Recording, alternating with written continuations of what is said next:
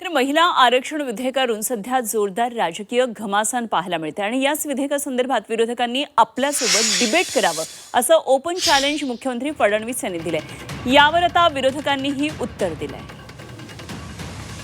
Interstate जसं 2002 वर्षानुवर्ष या राज्यांमध्ये काँग्रेसचं राज्य होतं, पण एकाही महिलेला त्यांनी कधी मुख्यमंत्री बनवू दिलं नाही। म्हणून आज एक गोष्ट निश्चित आहे की हे जे पक्ष आहेत यांच्याकडे कुठलाही प्रतिवाद नाही।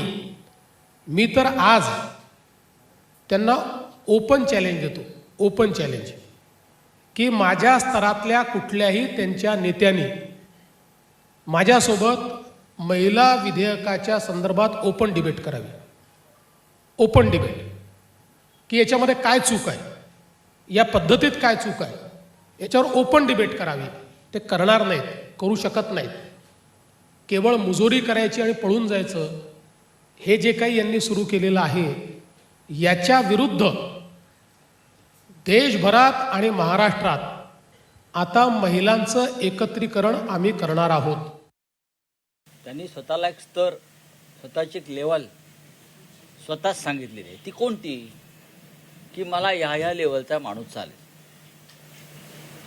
आता त्यांनी त्या लेवलची माणसं किंवा ती लेवल काय आहे, आता भारतीय जनता पक्षामध्ये काय लेवल आहेत मला माहीत नाही, आणि ते भारतीय जनता पक्षामध्ये कोणत्या लेवलला आहेत। देशामध्ये मुख्यमंत्री खूप आहेत, असे सगळे मोदींनी किंवा शहाने नेमलेली माणसं आहेत। त्याच्यावर देवेंद्रजी फडणवीस यांची लेवल काय आहे हे महाराष्ट्राने एकदा नाही, दोनदा नाही तर 3 वेळेला दाखवून दिले।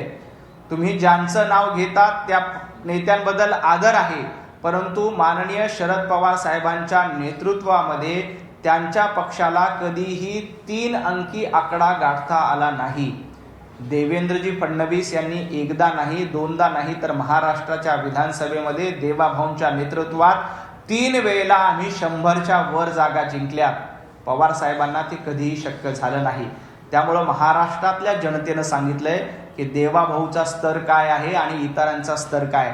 राहिला मुद्दा संजय राऊतांच्या स्तरचा, तर संजय राऊत कशा पद्धतीनं गटारगंगेमध्ये रोज सकाळी उठून गटारगंगेमध्ये आंघोळ करतात, त्यामुळं त्यांचा स्तर महाराष्ट्राने ओळखलेला आहे।